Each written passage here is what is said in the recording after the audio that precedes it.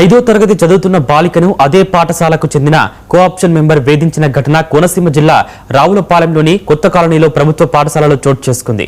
బాలిక విషయం తల్లికి చెప్పడంతో కుటుంబ సభ్యులు కోఆప్షన్ మెంబర్ షరీఫ్పై పోలీసులతో పాటు ఎంఈఓకు ఫిర్యాదు చేశారు. పాఠశాలకు చేరుకున్న అధికారులు తల్లిదండ్రుల ఫిర్యాదు ఆధారంగా దర్యాప్తు చేస్తున్నారు. కేసులోని అన్ని అంశాలను సమగ్రంగా పరిశీలిస్తున్నామని, దర్యాప్తు అనంతరం చట్ట ప్రకారం చర్యలు తీసుకుంటామని తెలిపారు.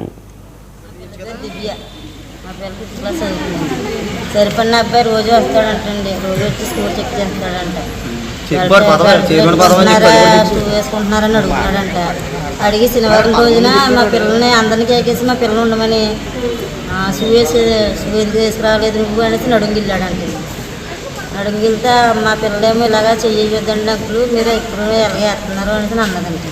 కొత్త కాలనీకి వస్తాడు అతను. ఇక్కడ బోర్డు స్కూల్ కూడా రోజు వస్తా ఉండారండి.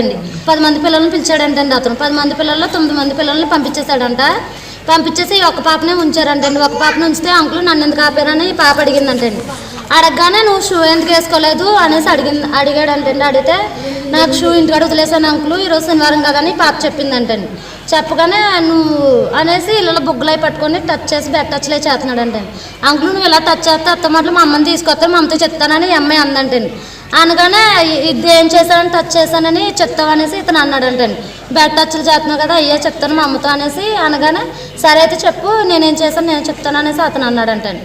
అనగానే ఈ అమ్మాయి శనివారం సాయంత్రం మా ఇంటికి వచ్చిందండి. మా పిల్లలతో ఆడుకుంటాకి వచ్చి అక్క ఇలాగ ఇతను బెడ్ టచ్లు చేస్తున్నాడు, ఒక అతను అంటే ఎవరమ్మా అంటే ఇలా కలిపి ఒక అతను ఉన్నారు, స్కూల్కి వస్తూ ఉంటారు, రోజు వస్తారు అంటే రోజు టచ్ చేస్తున్నాడు అంటే రోజుగా ముందు శనివారం చేశారు. నాలుగో తరగతి నుండి స్టార్టింగ్ అప్పుడు నుంచి టచ్ చేస్తున్నారు. మా పిల్లలు దివ్య, మా పిల్లలు 5th క్లాస్ చదువుతున్నాను.